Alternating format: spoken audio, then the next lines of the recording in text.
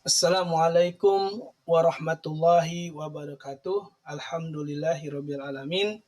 Puji dan syukur kita panjatkan kehadirat Allah Subhanahu wa taala.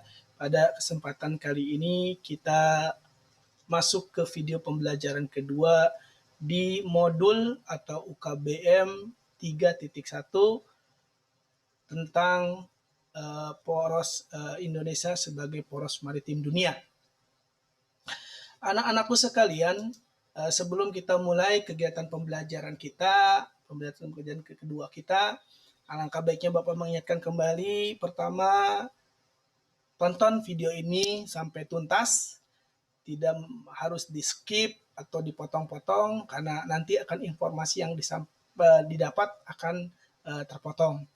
Lalu siapkan catatan-catatan kecil kalian, ya, apabila memang ada yang perlu dicatat sebagai ulasan untuk nanti kalian bisa mempelajari kembali. Atau bila perlu download video ini, lalu kalian tonton kembali apabila kalian lupa atau kurang mengerti, lalu baca modulnya, lalu baca PowerPoint-nya, ya, apa yang tidak ada, apa yang kurang jelas, silahkan dicatat atau ditulis di catatan kecil kalian. Lalu tetapkan hati kalian untuk bersungguh-sungguh belajar, ya, jangan terganggu, siapkan waktu kalian untuk menonton video ini, jangan diganggu oleh siapapun, baik itu orang tua, adik, ataupun apa, fokus ya, supaya kalian menyerap materi ini dengan seksama dan tidak terputus-putus. Anak-anakku sekalian, pada modul ini kita judulkan atau kita kasih judul jalur potensi dan pengelolaan sumber daya kelautan. Ya, alhamdulillah Bapak kemarin sudah menyampaikan bahwa laut Indonesia atau wilayah Indonesia hampir 3/4-nya ditutupi oleh badan laut atau badan air, yaitu laut kita. Makanya laut kita sangat luar biasa, kaya akan sumber dayanya. Masih ingat ya pada pembelajaran pertama bahwa kalau wilayah kita di overlay atau ditumpang tindih dengan wilayah Amerika Serikat, itu hampir sama wilayahnya. Cuman kalau Amerika Serikat itu terdiri dari dataran atau tanah dan gurun, ya, sedangkan kita Indonesia, ya, wilayah Indonesia terdiri dari lautan yang luar biasa, isi dari lautan tersebut berbagai macam sumber daya alam. Nah, oleh sebab itu siapa lagi yang akan mengelolanya? Siapa lagi yang akan memanfaatkannya selain dari kalian sendiri nanti di masa yang akan datang? Oke, ini part kedua atau bagian kedua, karena bagian pertama kita sudah sampaikan pada pekan yang lalu, mudah-mudahan masih ingat ya, di mana kita sudah menceritakan berbagai tentang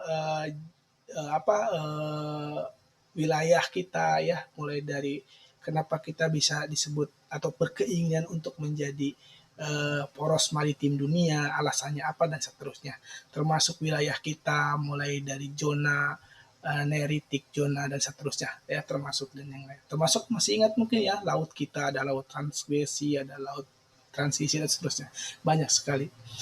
Bapak tidak akan membahas itu, hanya sekedar refresh saja. Nah, ingat Indonesia sebagai poros maritim dunia. Oke, sekali lagi ini disampaikan oleh Pak Geo, ya. Pak Geo menyampaikan ini dan akan disimpan video pembelajaran ini di channel Pak Geo, yaitu channel Pak Geo Pakar Geografi Indonesia, Pakar Geografi ya. Ya, itulah channel Bapak, silakan dikunjungi. Jangan lupa like, subscribe, share, komen kalau kira-kira tidak, atau kira-kira tidak kalian pahami atas penjelasan Bapak ini. Insya Allah komennya akan Bapak baca, dan kalau ada kesempatan waktu Bapak akan membalasnya atau menginikan di video selanjutnya. Nah, apa yang harus jadi apa yang harus kita laksanakan pada video pada kesempatan kali ini, atau apa yang tujuan pembelajaran apa yang kita harus capai pada pertemuan ini? yaitu di sini dia pembelajarannya, yaitu tujuannya setelah mempelajari modul ya, lalu PPT, lalu video pembelajaran kedua ini, kalian diharapkan mampu mengidentifikasi jalur, potensi, pengelolaan sumber daya kelautan. Jadi ada berapa anak sekalian materinya?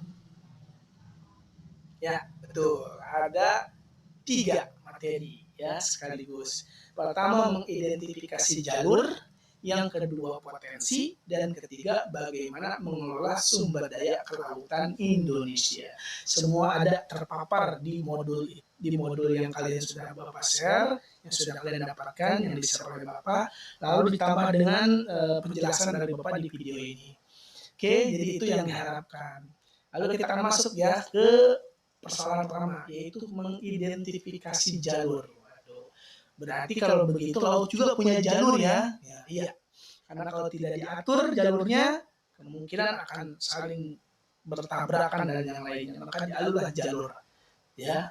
Maka nanti kita akan kenal ya, anak-anakku sekalian, namanya tol laut, ya. Berarti laut juga ada tolnya, bukan berarti apa. Nanti kita bahas apa sih tol laut ya. Oke. Perkembangan jalur laut di Indonesia. Ternyata perkembangan ya, jalur laut di Indonesia juga berkembang. Nah, dalam perkembangan ini, jalur laut ini terbagi menjadi beberapa bagian atau beberapa masa ya. Di masa pertama, jadi perkembangan jalur transportasi dan perdagangan di Indonesia. Nah, kita bicara tentang perkembangan jalur transportasi dan perdagangan di Indonesia. Tidak lepas dari zaman kerajaan ya. Karena kerajaan kita ya mulai dari Sriwijaya, Majapahit, semuanya itu ternyata laut menjadi sebuah potensi atau sebuah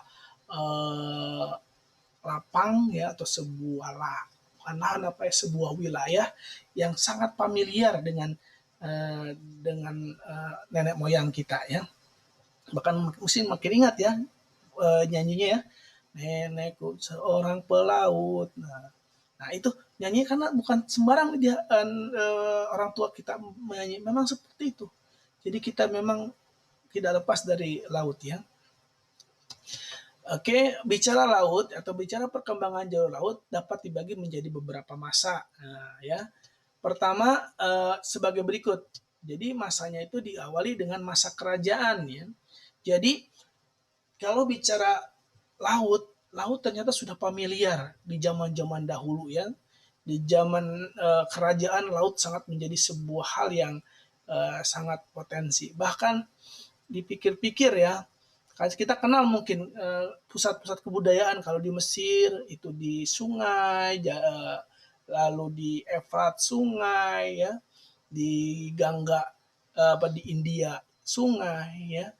Nah, kita bicara laut. Nah, di Indonesia banyak perkembangan budaya itu diawali dari pesisir atau dari laut, ya. Ya, dari laut mulainya sebuah peradaban. Ya, salah satunya adalah di sini adalah pola jalur perdagangan pun sudah terbentuk sejak kerajaan masa lampau yang menjadikan sektor kemaritiman sebagai ujung tombak kebijakan kerajaan. Nah, inilah yang luar biasa. Ternyata sejak dulu loh ya, Indonesia atau dulu kita kenal dengan Nusantara melirik laut menjadi sebuah potensi yang sangat besar ya, yang sangat punya potensi yang sangat menjanjikan ya.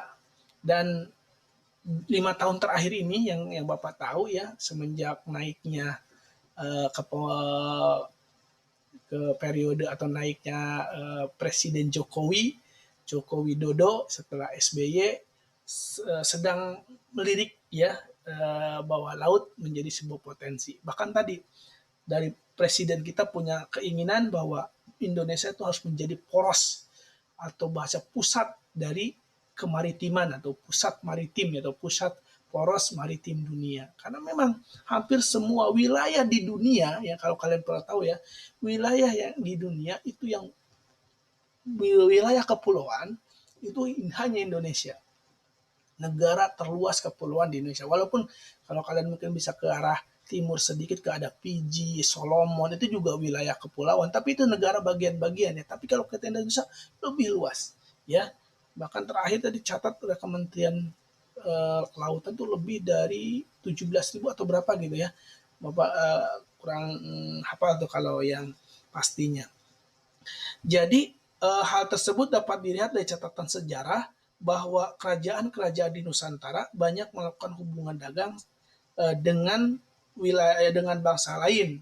Nah, dengan wilayah ini ya, dengan cara menyeberangi lautan, dengan cara mengarungi lautan, kita bisa melakukan hubungan dagang, yaitu dengan Cina, India, Arab, bahkan Eropa. Ya, silahkan. Nah, coba perhatikan nih petanya. Ini petanya ya, peta jalur-jalur yang dulu ya di zaman kerajaan sudah mulai dilirik. Ini yang warna biru itu ya, di jalur biru, karena dulu itu orang tidak pernah melintas samudra ya, karena belum alatnya belum memadai, maka dia jalurnya pun melipir ya, atau bahasanya selalu mencari jalur pinggir ya, jalur pinggir ya, dari mulai Timur Tengah ya, lalu sampai ke India, sampai ke Indonesia ya, sampai di terakhir kita lihat ada di Kepulauan Maluku. Karena waktu itu sangat potensi sekali ya rempah-rempah di Maluku itu. Inilah jalur perdagangan kalau lihat dari barat, sedangkan dilihat dari timur atau dari dari utaranya itu dari Cina ya, masuk ke Myanmar, masuk ke Malaysia, Singapura, dan Selat Malaka. Jadi bertemu di Selat Malaka ya, pertemuan dua jalur laut, dua jalur perdagangan itu ada di Selat Malaka. Oke, lanjut ya. Nah, pada Indonesia yang sejak masa lalu menjadi daerah persinggahan kapal-kapal dagang asal berbagai wilayah turut berkembang dan menjadi pusat-pusat perdagangan. Inilah keuntungannya ya Indonesia sebagai negara kepulauan. Khusus kawasan Selat Malaka. Nah, Selat Malaka di mana anak sekalian? Ya, kalau kita lihat tadi ya di peta, Selat Malaka itu antara Singapura ya dengan wilayah ujung Aceh ya, atau ujung Sumatera, Pulau Sumatera. Jadi pertemuan antara Malaysia, Singapura dengan ujung Sumatera sebelah barat. Di Selat Malaka dan sekitar pesisir timur Sumatera banyak berkembang kerajaan baru yang memanfaatkan potensi tersebut. Salah satunya adalah kerajaan Sriwijaya. Kerajaan Sriwijaya abad ke-6 hingga abad ke-10 Masehi menguasai seluruh jalur perdagangan maritim di Asia Tenggara melalui Selat Malaka dan Selat Sunda. Nah, silakan coba perhatikan petanya ini. Nah, ini yang disebut Selat Malaka ya. Jadi yang warna merah itu adalah jalur perdagangan. Nah, Sriwijaya salah satu kerajaan terbesar di Indonesia ya. Kenapa salah satu? Banyak kerajaan terbesar, Sriwijaya, ada kerajaan Majapahit ya, banyak sekali. Ini adalah kerajaan yang mampu memanfaatkan atau mampu menggunakan potensi-potensi laut sebagai sumber daya untuk kemajuan bangsanya atau kemajuan kerajaannya. Indonesia, nah di sini coba lebih menarik lagi, kerajaan Sriwijaya tersebut mampu menjadi jalur laut menjadi tulang punggung dalam kemajuan dalam kemajuan kerajaannya ya.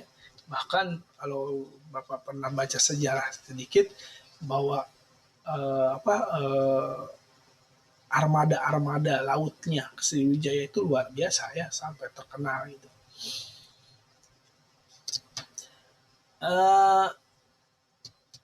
Oke, selain kerajaan Sriwijaya, dunia kemaritiman Indonesia kembali berkembang sejak zaman kerajaan Majapahit.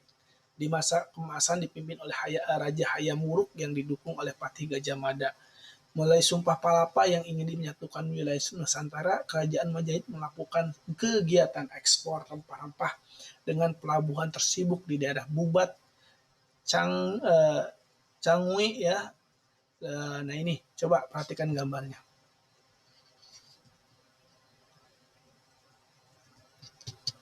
Nah ini gambarnya. Ini, inilah asal muasal bangsa kita atau bangsa Indonesia ya. Jadi bangsa Indonesia itu terinspirasi ya karena tadi Sumpah Palapa kita ya. Sumpah Palapa yang diucapkan oleh Gajah Mada. Nah, salah satunya dia pergunakan apa? Pergunakan jalur laut untuk mempersatukannya. Jadi dia tidak melihat bahwa laut itu sebuah batas gitu. Maaf, sebuah penghalang, tapi justru penghubung. Jadi laut di Indonesia itu ya, baik laut dalam ya, itu bukan penghalang tapi penghubung antar wilayah satu dengan wilayah yang lain.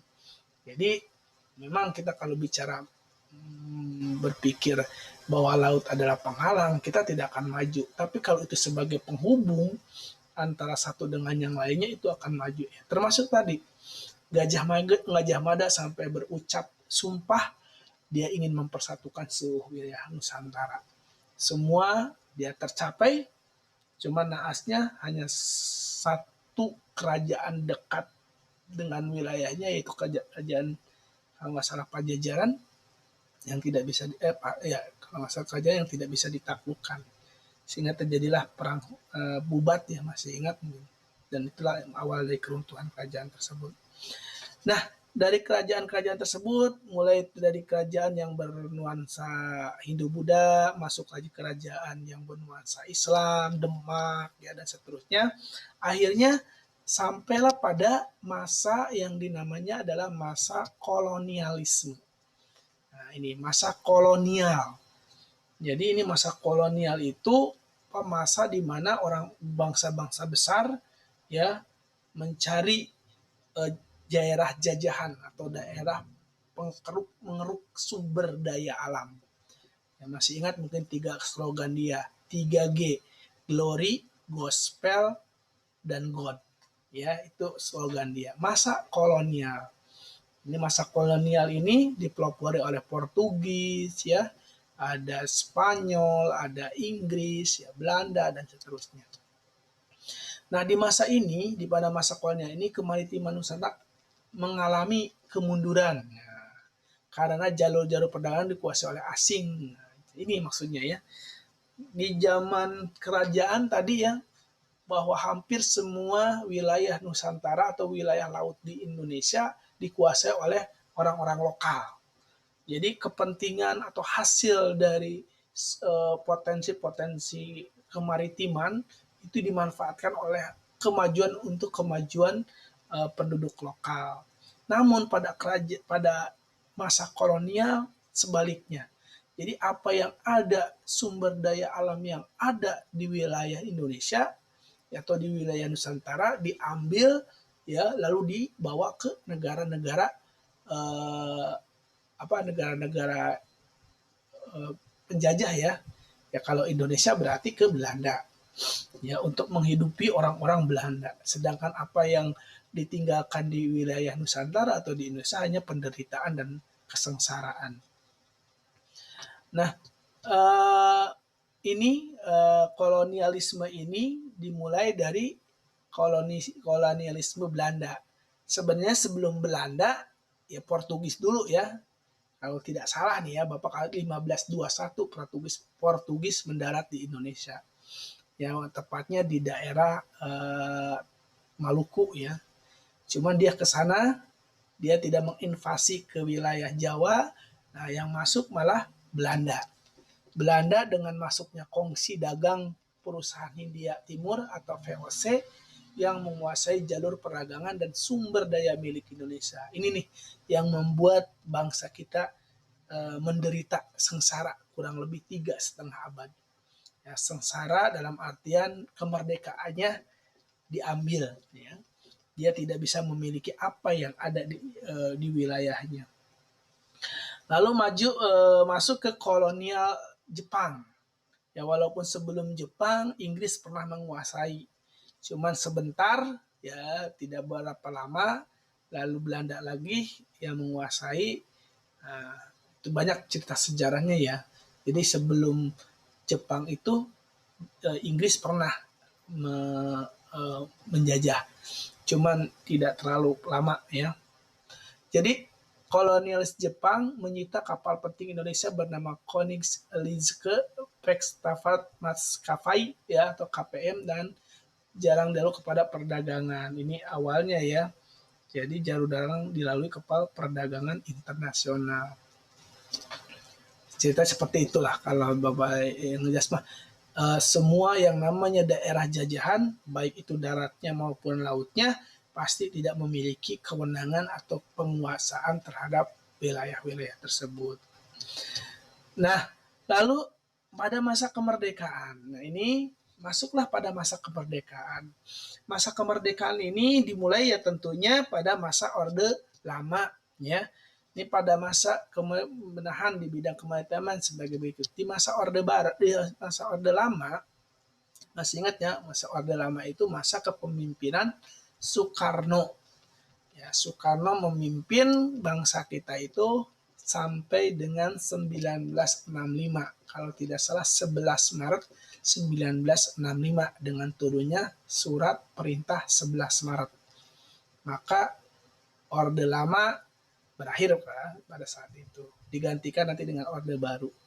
Masa Orde Lama, penataan kembali maritim, pembentukan deklarasi Juanda yang berisi tentang hukum laut Indonesia dan pentingnya sektor ekonomi maritim, melakukan nasionalisme perusahaan maritim Belanda dengan mengubah dan mengolah perusahaan menjadi milik Indonesia. Inilah kerjaannya pada masa Orde Lama. Yang terpenting di masa itu ada satu perjanjian ya atau deklarasi Juanda, yang dimana wilayah kita, semua yang ada di wilayah laut Indonesia, antar pulau di Indonesia itu adalah wilayah Indonesia. Yang sebelumnya antar pulau di Indonesia itu bisa menjadi laut internasional. Jadi bisa diambil sumber daya alamnya.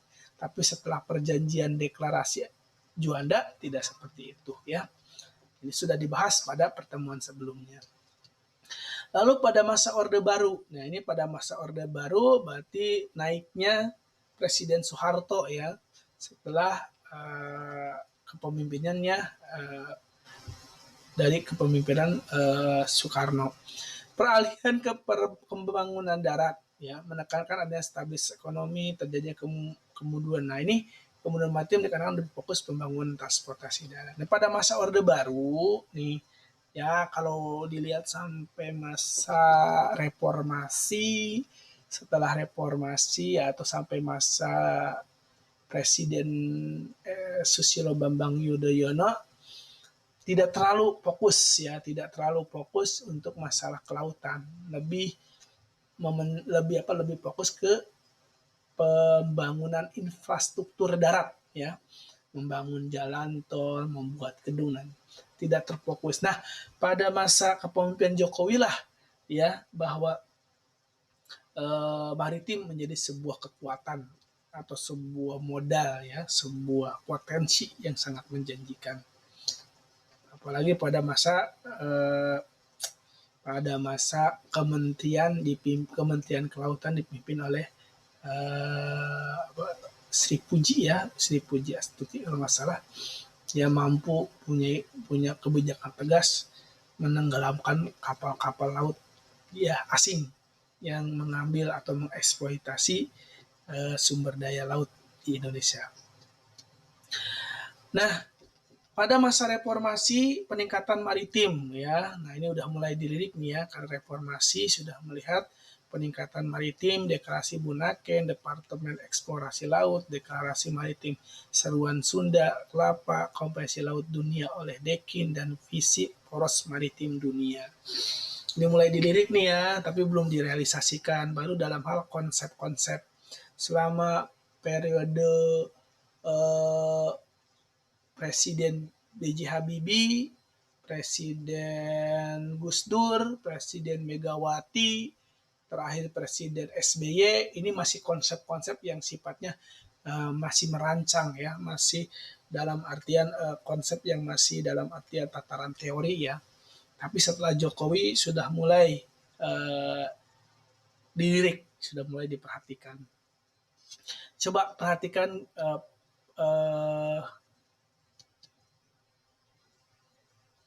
Nah, seiring perkembangan teknologi, pelayaran dan navigasi, pola jalur transportasi dan perdagangan internasional mengalami banyak penambahan jalur. Hal tersebut dapat dilihat di peta ini. Coba perhatikan petanya.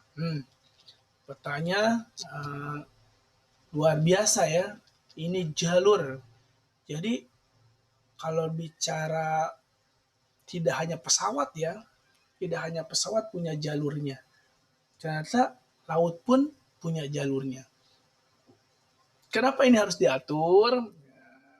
Inilah kewenangan penguasa dalam artian Kementerian Transportasi ya. Diatur supaya apa?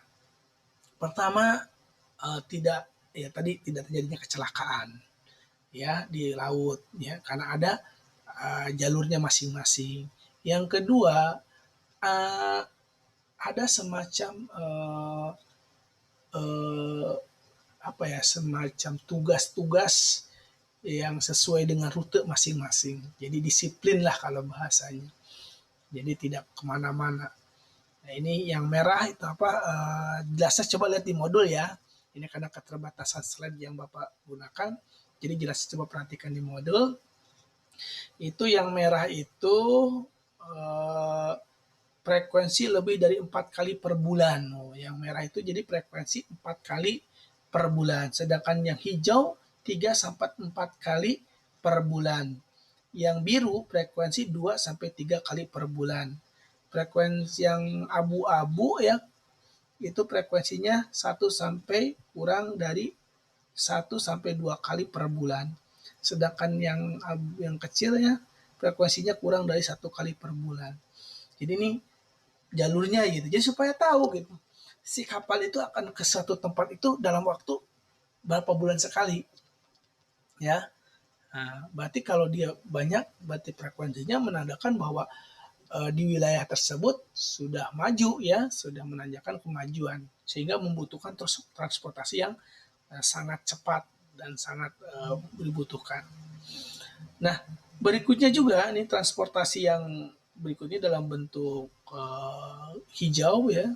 Ini lalu lintas militer modern. Ini yang sebelah kiri oleh Pelni, ini lebih modern lagi. Lebih modern peta alur laut, lalu lintas maritim modern. Luar biasa nih, sangat padat sekali ya. Sampai berbayang begini. Nah, lalu lintas kepulauan di Indonesia. Nah, kita bicara sekarang tadi sudah ya lalu lintas, sudah bicara kita sudah bicara ya tentang lalu lintas. Kita sekarang bicara tentang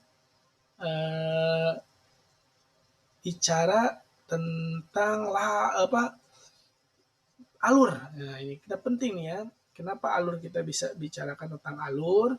Karena ini sangat bergantung pada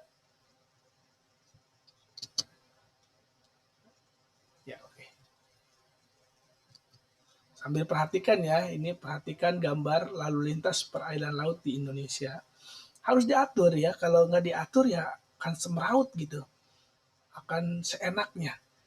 Nanti ada tempat-tempat yang tidak pernah dikunjungi ya, tidak pernah dilalui kapal, ada yang sering dilalui kapal, dan akhirnya akan menjadi sebuah ketidakmerataan di dalam pembangunan ya. Misalnya di sini mah nggak ada orangnya, nggak harus sering gitu kan. Akhirnya terbengkalai wilayah tersebut. Maka diaturlah oleh oleh negara kapan dia harus datang ke wilayah tersebut, kapan harus meninggalkan wilayah tersebut. Maka diperlulah disebut dengan alur lintas ya, alur lintas kepulauan. Nah, bicara alur lintas kepulauan ini diatur oleh ALKI ya. Apa itu ALKI? Nah, ALKI itu alur lintas kepulauan Indonesia. Nah, ini agar apa? Tadi tidak semeraut dan tidak membingungkan dan tidak membuat orang lain bingung ya. ALKI ini diatur ya. Jadi alur laut Indonesia atau ALKI adalah alur laut yang ditetapkan sebagai alur untuk pelaksanaan hak lintas alur laut kepulauan berdasarkan Konvensi Hukum Laut Indonesia. Wow, berarti Indonesia juga mengikuti hukum laut Indonesia ya.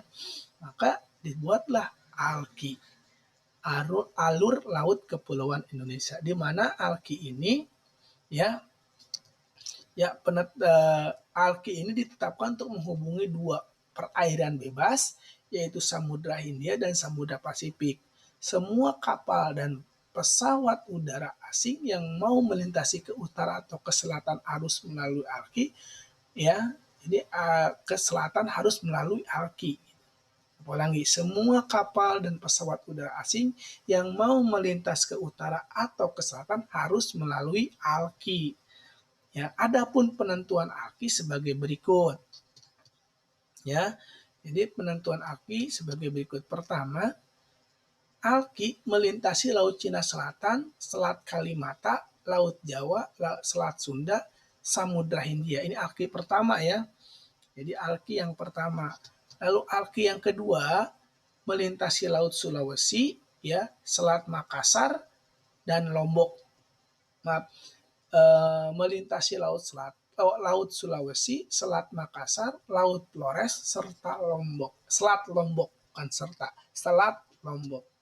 Lalu ALKI yang ketiga melintasi Samudra Pasifik, Laut Maluku, Laut Seram, Laut Banda, Selat Ombay, Laut Sawu, Samudra Hindia. Ini harusnya mau dari Pasifik. Pasifik itu ada di utara, kalau Indonesia berarti ada di utara sebelah kanan. Mau ke Samudra Hindia yang ada di selatan, berarti dia harus melintasi Laut Maluku, Laut Seram, Laut Banda, Selat Ombay, Laut Sewu, Samudra Hindia. Nah ini yang ALKI yang kedua melintasi Laut Sulawesi, Selat Makassar, Laut Flores, Selat Lombok. Berarti yang mau ke Selat Lombok itu mau ke Australia atau ke Benua. Yang laut ke Cina, mau ke Cina ya, dari Cina melintasi Cina Selatan, Selat Kalimata, Laut Jawa, Selat Sunda, Samudra Hindia. Ini ya di ALKI pertama, ya, ALKI kedua, ALKI yang ketiga. Ini tiga ada 3B, 3C, 3A ya. Jadi ada 3. Jadi dia harus lewat situ. Jadi nggak sembarangan ya, nggak muter-muter dulu, tapi sudah diarahkan. Sudah diarahkan lewat mana. Tadi untuk menghindari ini. Nah, keberadaan ALKI ini menunjukkan Indonesia sebagai negara yang strategis, sehingga memiliki nilai tinggi dalam segi ekonomi karena berada di jalur perdagangan internasional. Ya. Ini menunjukkan ya, karena di jalur perdagangan internasional ya.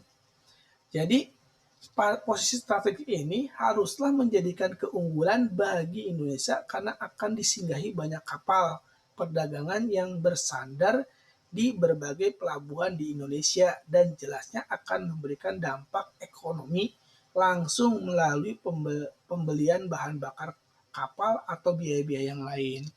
Namun kenyataannya pelabuhan-pelabuhan di Indonesia tidak menjadi pilihan kapal-kapal dagang internasional untuk sekedar bersandar sewaktu berlayar melalui wilayah Indonesia. Kapal-kapal dagang ini tadi lebih memilih bersandar di pelabuhan milik Singapura. Ayo, jadi pertanyaan nih. Kalian sebagai generasi muda yang nanti akan memimpin bangsa ini harus dipelajari kenapa harus ke Singapura. Apakah di kita dermaganya kurang memadai atau fasilitas infrastrukturnya tidak memberikan kepuasan kepada pemilik-pemilik kapal dagang asing sehingga dia lebih ingin bersandar di ke pelabuhan milik Singapura. Silakan dipelajari. Kalianlah yang akan nanti menentukan, ya, akan menentukan bangsa ini, ya, akan menentukan bangsa ini. Jangan sampai yang harusnya tadi kita, ya, minimal kalau dia bersandar di pulau-pulau atau di pelabuhan-pelabuhan kita, itu akan membeli bahan bakar kapalnya. Minimal itu, ya maksimalnya tadi memberikan dampak ekonomi yang luar biasa kepada yang disinggahinya ya atau yang disinggahinya. Nah ini, tadi sempat tersinggung ya, kita sempat singgung apa itu tol laut. Nah kita sekarang bicara tol laut pendukung Indonesia sebagai poros maritim dunia. Tidak lak ya, atau tidak bisa dihindari ya, bahwa kita harus punya inovasi, punya sebuah terobosan. Jadi kita bicara tol laut ini bukan berarti apa ya, seperti tol yang di darat gitu ya. Kalau dilihat dari penjelasannya, ya coba perhatikan. Kalau lihat penjelasannya, tol laut itu, ya ini. Jadi kalau dilihat dari penjelasannya, tol laut adalah konsep untuk memperbaiki proses pengangkutan logistik di Indonesia. Nah, kenapa harus diperbaiki ya? Karena kita melihat pendistribusian logistik itu akan berpengaruh terhadap harga barang, ya, terutama bahan pangan. Jadi semakin langka di suatu daerah akan pangan tertentu, maka akan menaikkan harga pangan tersebut. Dan itu akan berdampak terhadap orang-orang di daerah tersebut. Jadi kalau di sini dikatakan ya, sehingga diharapkan proses distribusi barang yang terutama bahan pangan di Indonesia menjadi semakin mudah. Nah, dengan mudah berarti murah. Karena semakin banyak barang akan menurunkan harga barang. Semakin langka barang di suatu wilayah akan menaikkan harga barang tersebut. Hukum ekonomi ya, demand dan penawaran ya, penawaran dan demand dan ya artinya penawaran dan pembelian ya, kalau penawaran apa lupa atau ekonominya ya, penawaran dan pembelian atau penyaluran ya. Nah ini maksudnya. Jadi dengan adanya tol laut bisa semakin mudah. Kemudian berdampak pada harga bahan. Nah tadi kan sudah jelas ya, semakin langka. Pokoknya semakin merata di seluruh wilayah Indonesia, maka akan semakin sejahtera wilayah tersebut. Konsep tol laut ini bukan serta-merta membuat jalan tol di atas laut, melainkan jalur pelayaran yang bebas hambatan yang menghubungkan hampir seluruh pelabuhan di Indonesia. Rute utama tol laut adalah rutenya ya, nih rute utama tol laut adalah Nanggro Aceh Darussalam, Jakarta, Surabaya, Nusa Tenggara, Maluku sampai Papua. Ini coba perhatikan gambarnya ya, ini tol laut. Nah, di sini gambarnya ada tol laut 1, tol laut 2, tol laut 3 sampai 6. Jadi bebas hambatan dalam arti ini ya tidak berhenti lah, bisa jadi begitu. Jadi untuk memudahkan memudahkan pendistribusian barang. Jadi pembangunan tol laut bertujuan untuk mewujudkan konektivitas serta kesenjangan harga antara wilayah barat dan timur Indonesia yang disebabkan tidak adanya kepastian ketersediaan barang. Ini kita ketahui wilayah timur Indonesia itu kadang-kadang dalam stok barang itu sangat terlambat.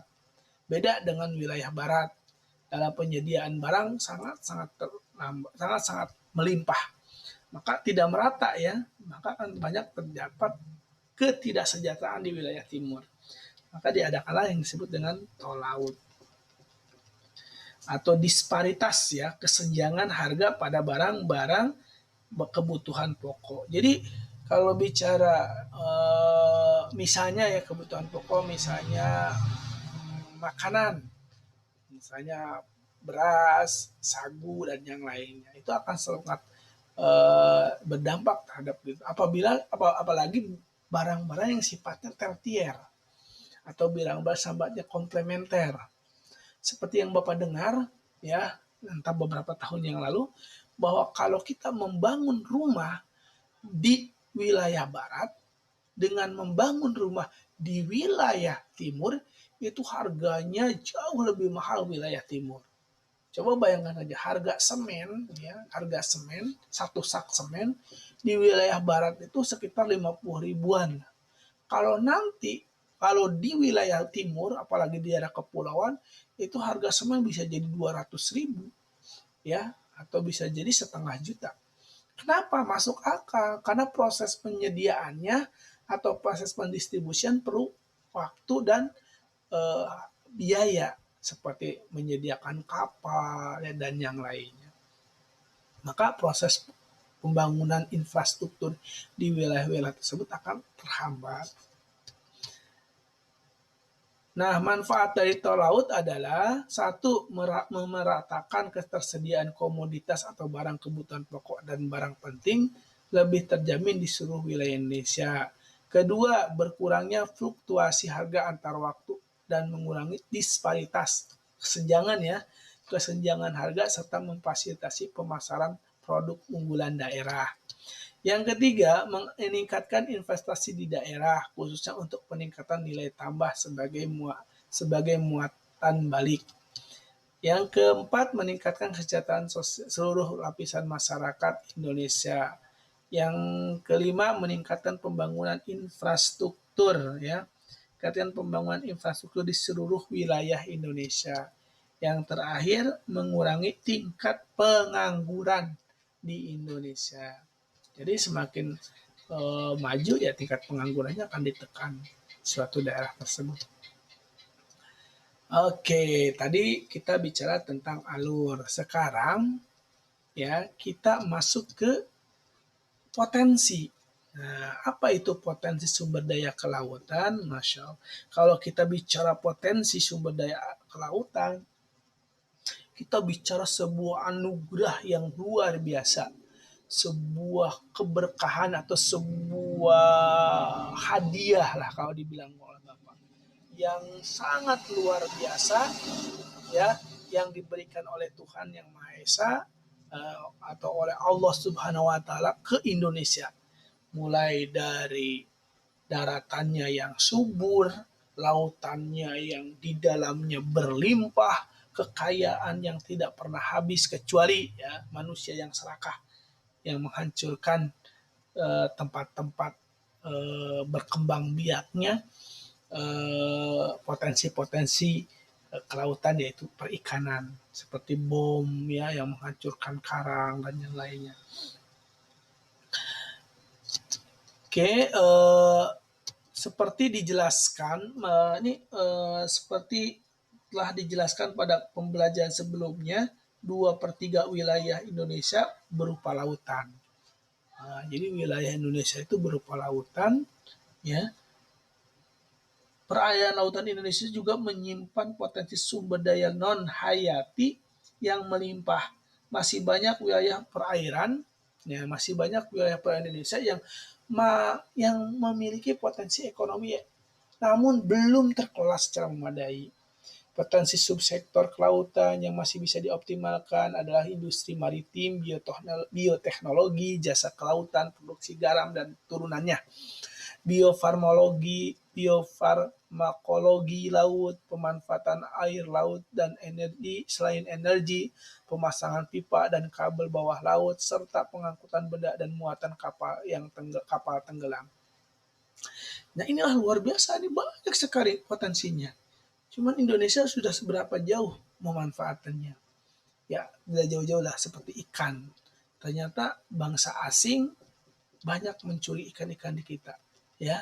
Sedangkan kita hanya menikmati sisanya, tidak semuanya ya. Oke, jadi itulah manfaat-manfaatnya atau sebutnya potensi-potensinya yang kita akan coba urai ya. Di modul sangat jelas ya, sangat penjelasannya sangat terperinci. Cuman Bapak di sini akan membacakan sedikit saja ya, seperti potensi sumber daya hayati dan budidaya. Jadi potensi sumber daya ikan laut Indonesia diperkirakan sebesar 12,54 juta ton per tahun yang tersebar di perairan wilayah Indonesia dan perairan zona ekonomi eksklusif. luas terumbu karang milik Indonesia yang sudah terpetakan mencapai 25.000 km persegi. Tetapi terumbu karang dalam kondisi sangat baik hanya 5,3%, Masya Allah. Hanya 5,3% dari 25.000 km. Sangat sedikit, tidak nyampe 10% sama sekali. Kondisi baik 27,8% dan cukup baik 37,25%. Dan kurang baik 30,45%. Laut Indonesia memiliki sekitar 8.500 spesies ikan, 555 spesies rumput laut, dan 950 biota terumbu karang. Masya Allah, luar biasa ini potensi sumber daya hayati di Indonesia. Nah, kalian harus pelajari ini.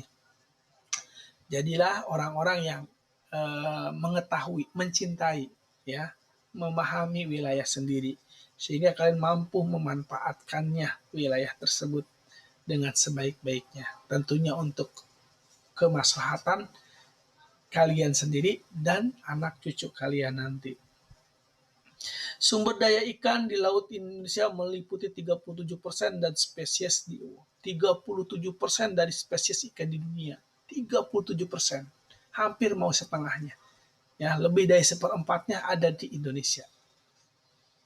Beberapa jenis ikan di Indonesia mempunyai nilai ekonomis tinggi seperti tuna, udang, lobster, ikan kerang, berbagai jenis ikan hias dan kerang. Maka Indonesia adalah negara dengan keanekaragaman hayati laut terbesar di Indonesia, di dunia, maaf. Marine Mega Biodiversity. Jadi pantaslah kalau Indonesia harus menjadi poros maritim dunia, karena potensinya atau modalnya sudah cukup. Potensi luas areal budidaya laut, tuh, ya, tercatat 12,1 juta hektar dengan tingkat pemanfaatan 325.825 hektar atau 2,7%. Silakan dibaca saja ya untuk potensi laut di modul lebih jelasnya lagi. Lalu ada potensi sumber daya mineral dan energi. Sekitar 70% produksi minyak dan gas bumi Indonesia berasal dari kawasan pesisir dan laut, 70%-nya. Ya. Dari 60 cekungan yang potensi mengandung migas, 40 cekungan terdapat di lepas pantai, 14 di kawasan pesisir, hanya 6 yang di daratanmu. Lihat, perhatikan. Hanya 6 di daratan, sisanya ada di lautan.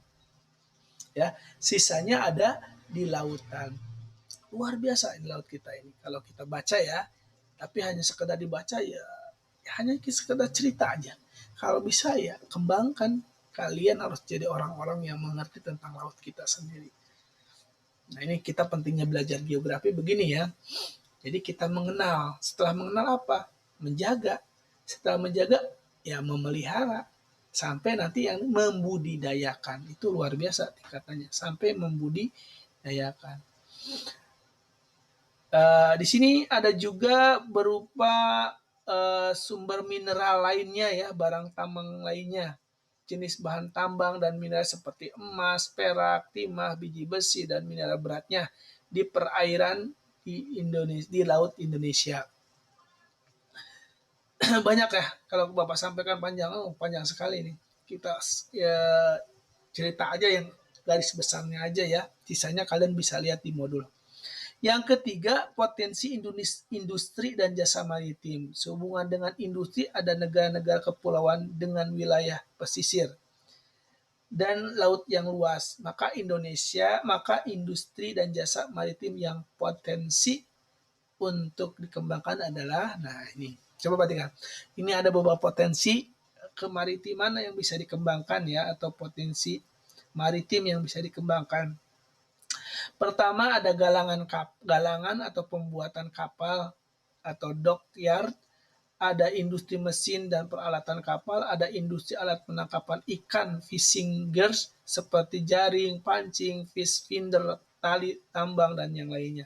Industri kincir, air tambak atau pedal well, pompa air, Yang berikutnya offshore, energy and structure, coastal, engineering and structure, kabel bawah laut, dan fiber optik ya, kabel bawah laut dan fiber optik, remote sensing, GPS, GIS, dan ICT lainnya. Masya Allah.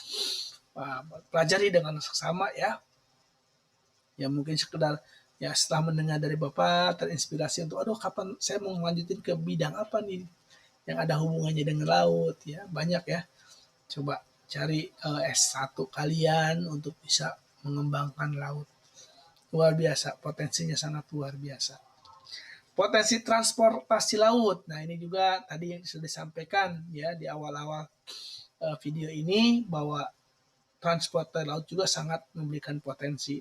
Seiring dengan pergeseran pusat ekonomi dunia pada poros Atlantik dan Asia Pasifik, dewasa ini 70% perdagangan dunia berlangsung di kawasan Asia Pasifik. Sekitar 75% produk dan komoditi perdagangan transportasikan melalui laut. Indonesia melalui laut Indonesia. Oleh karena itu, transportasi laut berperan penting dalam dunia perdagangan internasional domestik. Tadi sudah dijelaskan ya dengan alur alkinya ya. Silakan dibaca lagi. Lalu yang berikutnya adalah potensi bahari. Nah, ini potensi bahari, pariwisata bahari, maksudnya potensi pariwisata bahari artinya Indonesia memiliki potensi Indonesia memiliki potensi bahari yang sangat luar biasa. Indonesia memiliki potensi pariwisata bahari yang memiliki daya tarik bagi wisatawan. Kalau bicara Indonesia, baik yang wilayah pantai utaranya maupun pantai selatannya itu sangat punya potensi sebagai wisata bahari. Bahkan dengan bakaunya ya, dengan arus air lautnya ya, itu sangat memberikan potensi. Ya, seperti kalau di daerah wilayah utara Pulau Jawa dengan air laut yang tenang itu bisa tumbuh bakau, bisa tempat wisata air. Kalau di wilayah selatan Pulau Jawa dengan arus gelombang laut yang tinggi itu bisa sebagai olahraga apa ya, olahraga laut ya, seterusnya. Bahkan karena tingginya laut tersebut bisa membentuk bibir-bibir pantai yang indah ya, bisa membentuk tebing-tebing yang menakjubkan ya. Di beberapa daerah ada tebing-tebing yang bisa menghasilkan potensi lagi, yaitu dengan burung waletnya ya, yang bisa memberikan kehidupan atau memberikan kebaikan bagi orang-orang yang ada di sekitarnya. Berikutnya yang terakhir adalah potensi kultural ya. Salah satu potensi kelautan Indonesia adalah benda peninggalan budaya masa lalu yang memiliki nilai ekonomis tinggi, yaitu benda muatan kapal tenggelam ya, atau di sini disebut BMKT. Saat itu diperkirakan terdapat 460 titik lokasi kapal tenggelam yang terjadi sejak abad 14 sampai abad 19. Pemerintah telah membentuk Panitia Nasional BMKT sejak melalui Kepres nomor 107 tahun 2000 agar memanfaatkan BMKT dapat memberikan manfaat kepada masyarakat negara serta mencegah pengangkatan BMKT secara ilegal. Kalau bicara masalah pengangkatan BMKT secara ilegal ya berarti di mana ada orang yang punya teknologi, alat, nah ini yang dikhawatir kalau nggak diatur oleh negara, ini bisa diambil oleh orang-orang yang ada yang bukan orang-orang yang ada di wilayah kita, bukan orang kita ya, batu bukan orang Indonesia, bahkan bukan orang-orang asing. Maka inilah yang disebut dengan ilegal. Tapi kalau diatur oleh kita, ya dari kita untuk kita oleh kita. Nah, berikutnya adalah pengelolaan ya. Berikutnya adalah pengelolaan sumber daya kelautan. Tadi sudah dijelaskan itulah sumber-sumber dayanya. Kembali, kalau kita hanya sekedar membaca ya, lalu literasi kecil ini tanpa ada actionnya, ya mungkin untuk kalian sebagai pelajar cukup tahu aja dulu ya, cukup memahami dulu, cukup tahu dulu lah ya, tahu dulu. Setelah tahu, tumbuh rasa kecintaan, lalu pengen untuk mempelajari, untuk mendalami, lalu kalian kuliah di bidang-bidang yang menjelaskan kelautan yang ada di wilayah kita. Jadi pengelolaannya bagaimana ya? Pengelolaan kelautan di Indonesia menurut Undang-Undang Nomor 32 Tahun 2009 tentang perlindungan dan pengelolaan lingkungan hidup, ekoregion merupakan wilayah geografis yang memiliki kesamaan ciri iklim, tanah, air, flora, dan fauna asli, serta pola interaksi manusia dengan alam yang menggambarkan integritas sistem alam dan lingkungan hidup. Nah, dari sinilah maksudnya, jadi kita dengan undang-undang ini, ya kita bisa mengelola ya dengan sesuai dengan kemiripan. Ya, sesuai dengan kemiripan dari atau kesamaan dari sebuah wilayah, baik itu dari iklimnya, tanahnya, floranya, airnya, dan seterusnya. Jadi secara umum tujuan perwilayahan ekoregion laut adalah sebagai dasar pertimbangan dalam penetapan bencana perlindungan dan pengelolaan lingkungan hidup RPPLH dan untuk memberikan arah dalam penetapan RPPLH agar sesuai dengan karakter wilayah ekoregion termasuk tempat dan kearifan lokal sebagai sehingga dapat dicapai keseimbangan antara pemanfaatan dan pelestarian alam dalam rangka mengoptimalkan produktivitas sumber daya alam laut yang pada akhirnya dapat dicapai pembangunan yang berkelanjutan. Banyak sekali ya. Ya intinya kalau bisa simpulkan, dengan undang-undang ini kita mampu memanfaatkan, mampu memelihara, menjaga demi kelangsungan sumber daya alam itu bisa dirasakan oleh anak cucu kita. Itulah yang bisa Bapak, kemungkinan yang bisa Bapak tafsirkan seperti itu. Nah ini tadi ya, jadi alam budidaya masyarakat setempat dan kearifan lokal sehingga dapat dicapai keseimbangan antara pemanfaatan dan pelestarian alam dalam rangka mengoptimalkan produksi sumber daya alam yang pada akhirnya dapat dicapai pembangunan yang berkelanjutan. Intinya berkelanjutan, tidak habis satu masa. Mengacu pada peraturan tersebut, dalam pengelolaan laut Indonesia dikelompokkan dalam 18 ekoregion. Di antaranya ini ya, ada Samudra Hindia sebelah barat Sumatera, Selat Malaka, Laut Natuna, Selat Karimata, Laut Jawa, dan seterusnya. Jadi ini region-regionnya. Perairan Bali dan Nusa Tenggara, dan baca deh ya, coba cek aja ya. Nah, di modulnya.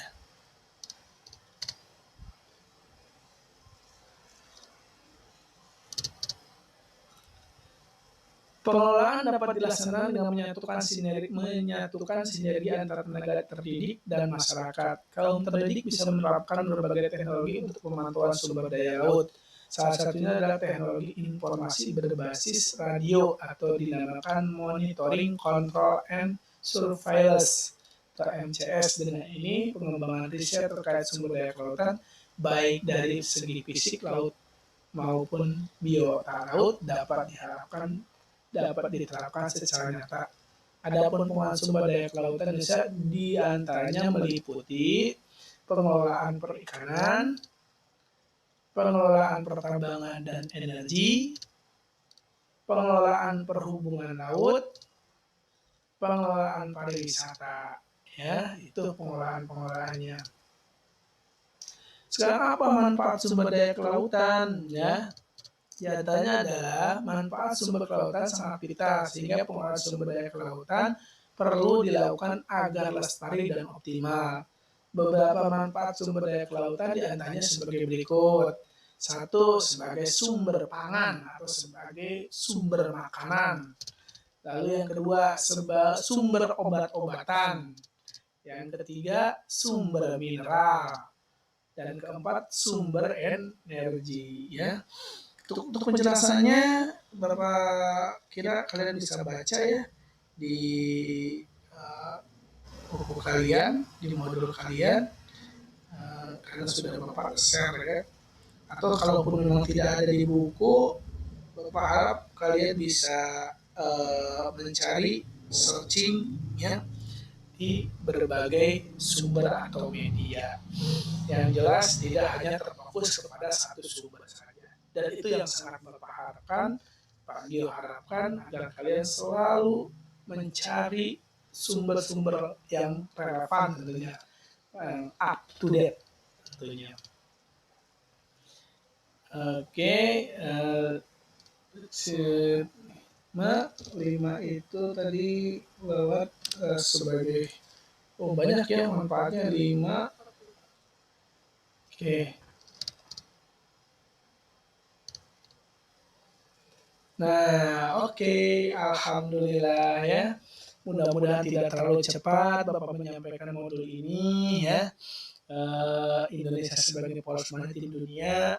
Kalau tidak jelas, tidak paham tentang materi ini, bisa kalian tanyakan, bisa secara langsung. Kalau memang Bapak lupa tidak menjawab di komentar video ini ya, kalian bisa tanya langsung ke Bapak melalui WA atau melalui forum di Google Classroom.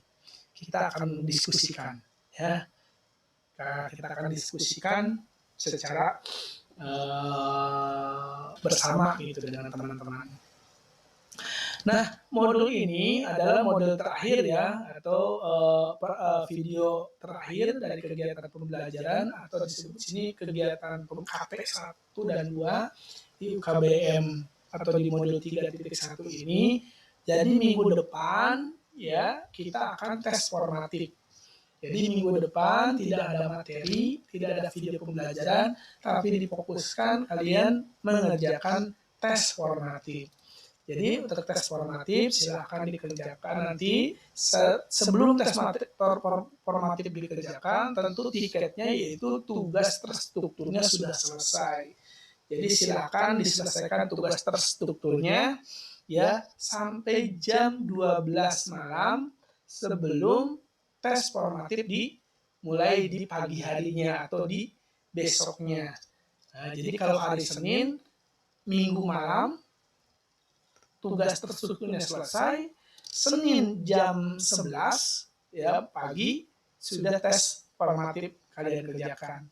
Yang di hari Rabu untuk IPS 3 sampai IPS IPS 4 sampai IPS 6 ya berarti malam Rabunya selesaikan tugas di malam Selasanya semua tugas tersebut sudah selesai. Lalu di Rabu pagi jam 7.30 kalian mengerjakan TF-nya. Insya Allah TF-nya akan ada tetap ya multiple choice atau pilihan berganda dengan 25 soal. Selesai berarti di materi kita ya. Jadi tugas kalian itu ada tugas terstruktur 1 untuk modul 3.1 Indonesia sebagai poros maritim 2 penilaian harian ya, 2 penilaian harian yaitu penilaian harian bagian pertama atau KP pertama kegiatan pembelajaran dan penilaian harian yang kedua di KP modul atau kegiatan pembelajaran modul 3.1 dan pertemuan yang kedua. Lalu satu lagi ada TF. Jadi ada berapa tadi? Ya, tugas struktur 1, PH 2, ya PH 1 dan PH 2, 3 dan TF. Nah, itu untuk tugas-tugasnya ya atau untuk pengerjaan nilainya. Selain dari absen, itu juga salah satu penilaiannya. Jadi silakan kalian kerjakan, belajar dengan baik. Tidak mengerti, ulangi lagi video ini. Video ini akan Bapak share di YouTube channel YouTube Bapak. Kalau kalian tidak mengerti, ulang lagi. kalau tidak mengerti lagi dengan video ini, silakan bisa tanya langsung ke Bapak, baik itu Japri atau melalui grup, atau bisa bertanya di media Google Classroom untuk kita bahas bersama-sama. Untuk bisa kita berkomentar bersama-sama. Oke, itu aja yang bisa Bapak sampaikan pada akhir modul ketiga, modul 3.1 Indonesia sebagai poros maritim dunia. Kita nanti berikutnya setelah 1 pekan ini kita akan masuk materi baru, yaitu modul 3.2. Nah, 3.2 itu kita akan membahas modul baru atau materi baru. Oke, terima kasih. Itu aja yang bisa Bapak sampaikan. Jangan lupa kalian ulang kembali kalau kalian tidak mengerti video ini atau tidak mengerti penjelasan Bapak ini.